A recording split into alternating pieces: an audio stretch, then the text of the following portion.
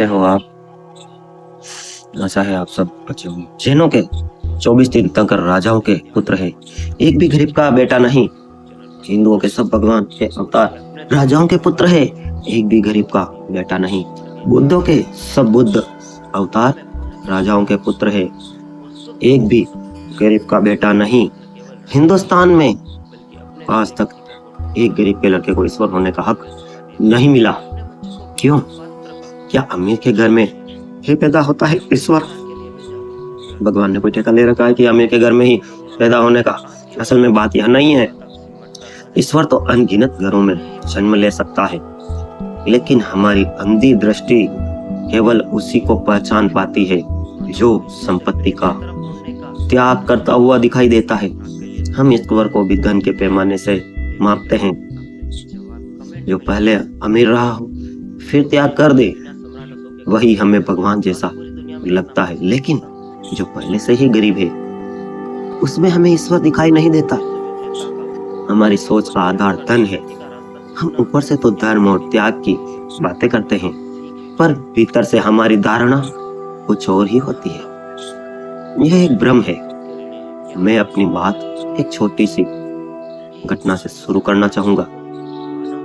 एक संत, एक सन्यासी परमात्मा की खोज में पूरी पृथ्वी का भ्रमण कर रहा था। वह किसी ऐसे व्यक्ति की तलाश में था जो उसका मार्गदर्शन कर सके, जो उसके जीवन को दिशा दे सके। अंततः रास्ते में एक वृद्ध सन्यासी मिल गया और वह उसके साथ चलने लगा। लेकिन उस वृद्ध सन्यासी ने एक शर्त रखी, अगर उसके साथ रहना है तो जो कुछ वह करेगा उसके बारे में कोई प्रश्न नहीं पूछेगा। जब तक वह स्वयं कुछ ना बताए तब तक उस पर सवाल नहीं उठाया जाएगा। यदि इतना धैर्य और संयम रख सके तभी साथ चल सकता है। युवा सन्यासी ने यह शर्त मान ली और दोनों यात्रा पर निकल पड़े। पहली ही रात वे एक नदी के किनारे ठहरे। सुबह होते ही वे एक नाव में बैठकर नदी पार करने लगे। नाविक ने उन्हें सन्यासी समझकर बिना किसी शुल्क के नदी पार करा दिया। लेकिन जब वे दूसरी ओर पहुंचने ही वाले थे तो युवा सन्यासी ने देखा कि वृद्ध सन्यासी चुपके से नाव में छेद कर रहा है। यह देखकर चौंक गया। जिसने उन्हें निस्वार्थ भाव से पार पहुंचाया उसी की नाव में छेद करना, यह कैसी प्रतिक्रिया हुई? वह अपनी शर्त भूल गया और उतरते ही पूछ बैठा, यह आपने क्या किया? जिसने इतनी भलाई की उसके साथ ऐसा व्यवहार क्यों? वृद्ध सन्यासी ने शांत स्वर में कहा, तुमने शर्त तोड़ दी। हमने तय किया था कि तुम प्रश्न नहीं करोगे। अब यदि तुम अलग होना चाहते हो तो मैं कारण बता सकता हूँ, लेकिन अगर साथ रहना है तो आगे से प्रश्न नहीं करना। युवा को अपनी भूल का एहसास हुआ। उसने क्षमा मांगी और साथ चलने का निर्णय लिया। उसे आश्चर्य हुआ कि वह इतना भी धैर्य नहीं रख सका। लेकिन अगले ही दिन फिर परीक्षा आ गई। वे एक जंगल में गुजर रहे थे जहां उस देश का राजा शिकार के लिए आया हुआ था। राजा ने उन्हें सम्मान दिया, अपने घोड़े पर बिठाया और राजधानी की ओर साथ ले जाने लगा। राजा ने अपने इकलौते पुत्र को वृद्ध सन्यासी के साथ बैठा दिया। जब राजा के घोड़े आगे निकल गए और दोनों सन्यासी पीछे रह गए, तब वृद्ध सन्यासी ने अचानक राजकुमार को नीचे उतारा, उसका हाथ मोड़कर तोड़ दिया और उसे झाड़ियों में धक्का देकर कहा, चलो जल्दी भागो। यह दृश्य देखकर युवा सन्यासी का धैर्य फिर टूट गया। उसने कहा, यह तो असहनीय है। जिस राजा ने हमारा इतना सम्मान किया उसी के पुत्र को साथ तुमने ऐसा व्यवहार किया। यह तो ऐसी ही बात हो गई ए संत महात्मा कि जिस थाली में खाया उसी में छेद कर दिया। वृद्ध ने कहा, तुमने फिर शर्त तोड़ी। अब हमें अलग होना होगा, लेकिन जाने से पहले मैं दोनों घटनाओं का कारण बता देना चाहता हूँ। उसने कहा, जिस नाव में मैंने छेद किया था वह मल्लाह उसी किनारे छोड़कर गया था। वह उसे उसी किनारे छोड़कर चला गया। उसी रात डाकू उस नाव का उपयोग करके गांव में लूटपाट करने वाले थे। मैंने छेद कर दिया ताकि वह नाव का उपयोग में ना आ सके। नाव और गांव बच जाए। फिर उसने कहा, जहां तक राजकुमार की बात है, उसका पिता अत्यंत क्रूर और अत्याचारी शासक था। उसके पुत्र उससे भी अधिक निर्दयी बनने उसका पुत्र उससे ही अधिक निर्दयी बनने वाला था। उस राज्य का नियम है कि केवल पूर्ण शरीर वाला व्यक्ति ही गद्दी पर बैठ सकता है। मैंने उसका हाथ तोड़ दिया ताकि वह राजा ना बन सके और आने वाली पीढ़ियां इस अत्याचार से मुक्त हो सके। अंत में उसने कहा, तुम केवल वही देखते हो जो सामने दिखाई देता है। और आप भी कमेंट कीजिए मित्रों, आज हम वही देखते हैं वास्तव में कि जो हमें सामने दिखाई देता है, हम ईश्वर को खोजते हैं, क्योंकि ईश्वर का किया गया हर कृत्य किसी कारणवश होता है। तुमने अकबर बीरबल की कहानियों में भी पढ़ा होगा, भगवान जो करता है अच्छा। तो अब से किसी चीज में फेल हो जाओ, किसी बिजनेस में फेल हो जाओ, कोई रिश्ता टूट जाए तो कभी नाराज मत होना, क्योंकि भगवान वह देता है जो आपके लिए उपयुक्त है, वह नहीं देता जो आप उनसे मांगते हैं। चलिए कहानी में आगे बढ़ते हैं। कमेंट और लाइक कर दिया आपने, सब्सक्राइब कर दिया। अब बढ़ते हैं। वीडियो बनाने में बहुत मेहनत लगती है। एक 20 मिनट की वीडियो तैयार करने में 10 दिन का समय लगता है। एडिटिंग होती है, वाईफाई कनेक्शन और सॉफ्टवेयर और टीम को चार्ज देना पड़ता है दोस्तों। इसलिए वीडियो को एक बार रोककर लाइक, सब्सक्राइब और शेयर कर सकते हैं और अपने विज्ञापन हमें व्हाट्सएप कर सकते हैं। जो हमें दिखाई देता है वह दृश्य गहराई में छिपा होता है, वह तुम्हें दिखाई नहीं देता। जो व्यक्ति केवल स्पष्ट दिखने वाली चीजों पर ही रुक जाता है, वह सत्य तक कभी नहीं पहुंच सकता।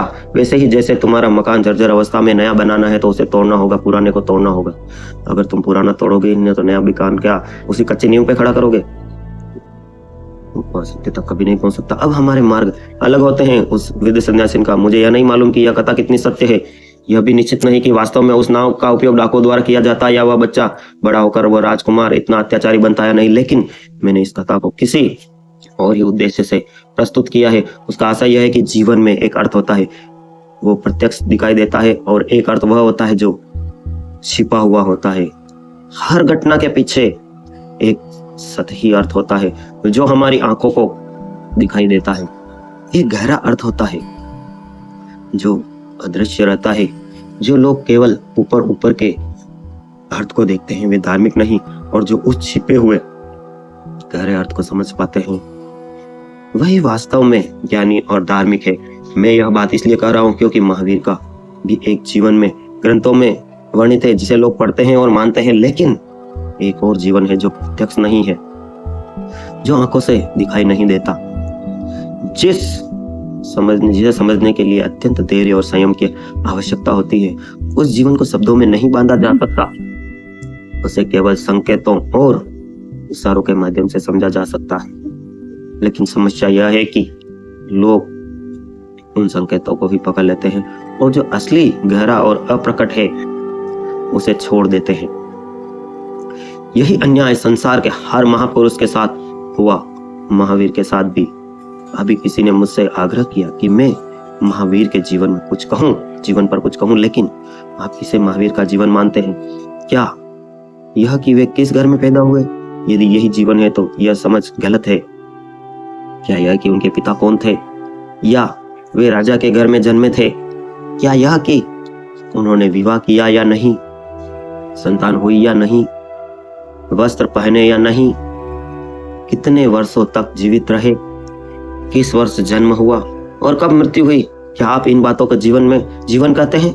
यदि ऐसा है तो स्पष्ट है आपके पास धैर्य और संयम नहीं है। ऐसे दृष्टिकोण से आप महावीर को कभी समझ ही नहीं सकते। इन बातों का उनके वास्तविक जीवन से कोई संबंध है ही नहीं। यह सब गौण और निरर्थक बातें हैं। हर आदमी जन्मता है, हर आदमी किसी घर का जन्मता है और अंततः मृत्यु होती है। जन्म लेते ही मृत्यु की तारीख फिक्स होती है, लेकिन दुर्भाग्य से इन्हीं बातों को जीवन का सार समझा जाता है। किताबों में यही बातें आप और हम पढ़ते हैं, केवल महावीर के साथ ही नहीं बल्कि ईसा, राम, श्री कृष्णा सभी के साथ। यह जानना कि कोई व्यक्ति कहाँ पैदा हुआ है, किस परिवार में जन्मा, अमीर में जन्मा या राजा का बेटा था या गरीब था, किस जाति में पैदा हुआ, इन बातों का कोई वास्तविक मत नहीं है। यह केवल शारीरिक कथा है, बायोलॉजिकल, आत्मा की नहीं।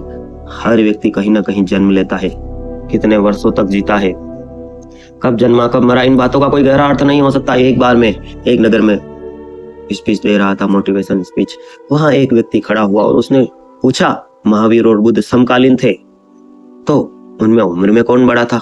वह कहने लगा कि यह पिछले 3 वर्षों से इस विषय पर शोध कर रहा है, लेकिन अब तक वह तय नहीं कर पाया कि पहले कौन पैदा हुआ।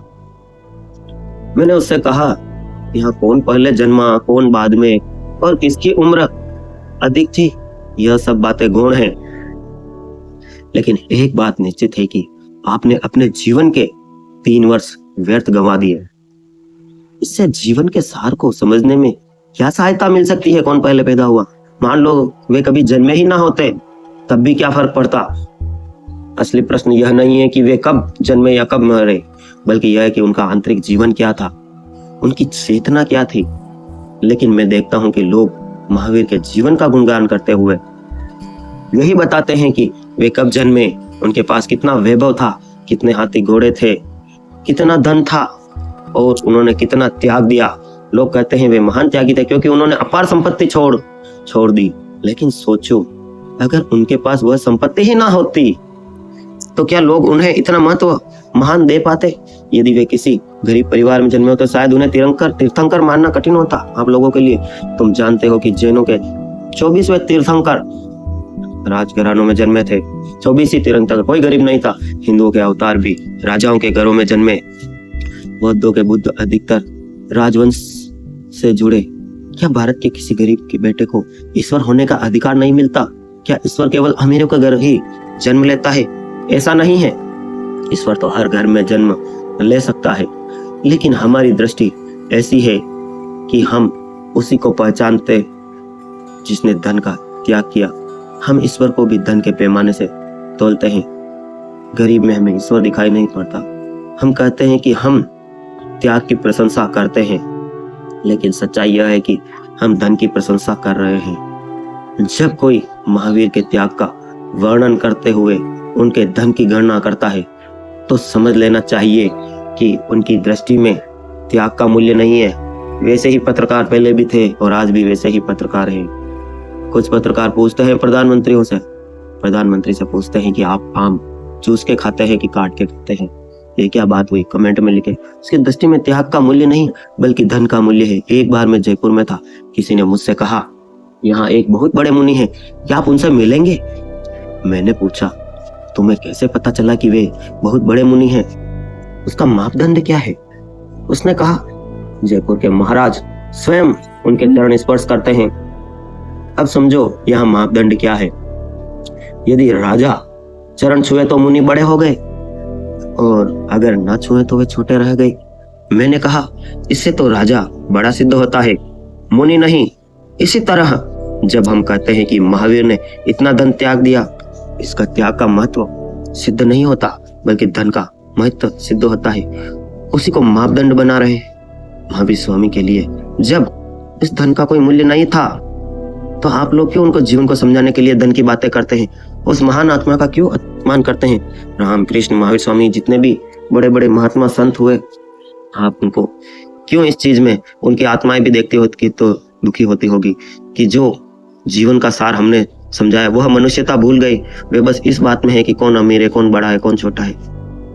उनके जीवन को समझने का कोई महत्व नहीं है। फिर यह गणना क्यों की जाती है? जो लोग ऐसा करते हैं वे महावीर को समझने वाले नहीं। महावीर स्वयं कहते हैं कि आत्मा न जन्म लेती है न मरती है। यदि ऐसा है तो उसके जीवन की चर्चा में जन्म और मृत्यु को महत्व देना निरर्थक है। जब वे स्वयं कहते हैं कि यह बातें गौण हैं तो लोग इन्हीं बातों पर जोर देते हैं। यहाँ तक आपको कुछ समझ में आया तो एक कमेंट कीजिए मित्रों और एक लाइक कर दीजिए। आपने महावीर की तुलना की, मनुष्य चतुरता है, बस तुलना। महापुरुष की प्रशंसा इतना खो जाता है कि अपने आप को देखना ही हर व्यक्ति भूल जाता है। फिर वह महापुरुषों पर ऐसे गुण आरोपित करते हैं जो वास्तव में अपने मनोवैज्ञानिक कारणों से जुड़ जाते हैं। जैसे जो व्यक्ति अत्यधिक भोजन प्रिय होता है वह उपवास करने वालों को बहुत सम्मान देता है। यह सम्मान उपवास करने वालों के कारण नहीं बल्कि उसकी अपनी लालसा के कारण है। जो व्यक्ति अत्यधिक कामुक होता है उसे ब्रह्मचारी का जीवन महान लगेगा। जो व्यक्ति हिंसक होता है उसे अहिंसा अत्यंत आकर्षक लगेगी। जो व्यक्ति धन का लोभी होता है उसे त्यागी का जीवन प्रभावित करेगा। यह सब मनोवैज्ञानिक कारणों से होता है, हम स्वयं नहीं कर सकते। जब कोई उसे करता है जो हम आश्चर्यचकित हो जाते हैं, और यही आश्चर्य हमें हमारी पूजा करने के लिए प्रेरित करता है। जो लोग महावीर, बुद्ध, क्राइस्ट से प्रभावित होते हैं वे अक्सर उनके बिल्कुल विपरीत स्वभाव के होते हैं। महापुरुष जिस बात का संदेश देते हैं, जैसे त्याग, प्रेम, अपरिग्रह, उसी की कमी उनके अनुयायियों को होती है, इसलिए वे उनसे आकर्षित होते हैं। उदाहरण के लिए महावीर ने धन, स्वामित्व का त्याग सिखाया, लेकिन उनके अनुयायी सबसे अधिक धन इकट्ठा करने वाले बन गए। इसी तरह क्राइस्ट ने प्रेम, अहिंसा की बात की, पर उनके अनुयायियों ने इतिहास में हिंसा और युद्ध किए। यह विरोधाभास मनोवैज्ञानिक है। जो हम स्वयं नहीं कर पाते उसे करने वालों के प्रति हम चकित और आकर्षित हो जाते हैं। इसलिए अनुयायी महापुरुषों की उन बातों की अत्यधिक प्रशंसा करते हैं जिनकी उनमें खुद कमी होती है, और धीरे धीरे उनके जीवन को विकृत कर देते हैं। असल में महापुरुष में शिक्षाएं, त्याग, आंतरिक परिवर्तन होती है, लेकिन अनुयायी भौतिकवाद में ही उलझे रहते हैं।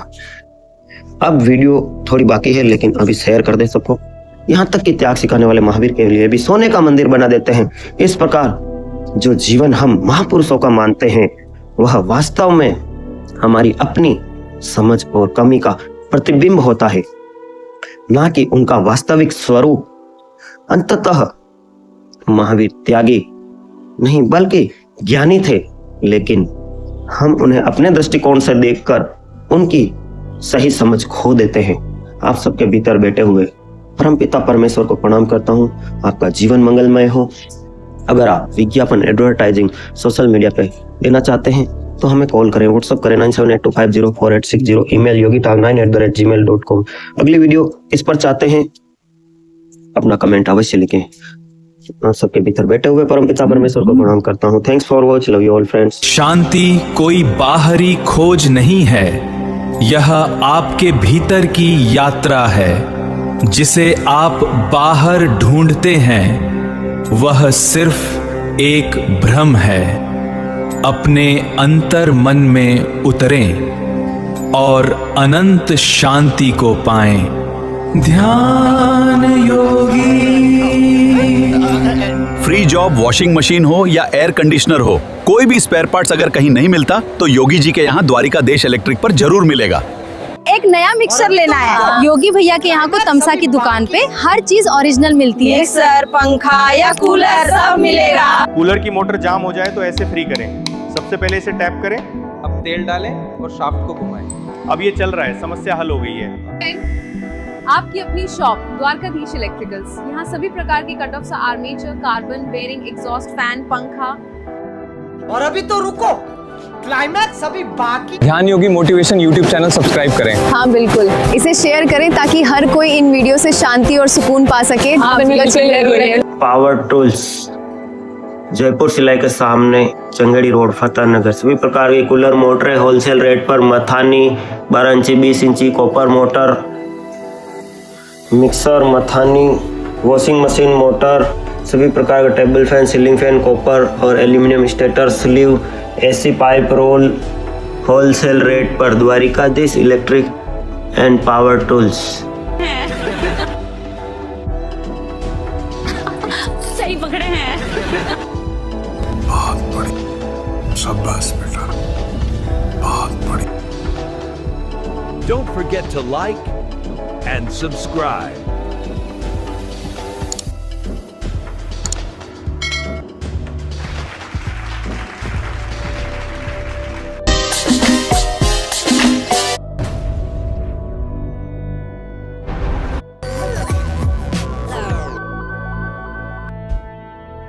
Don't forget to like and subscribe.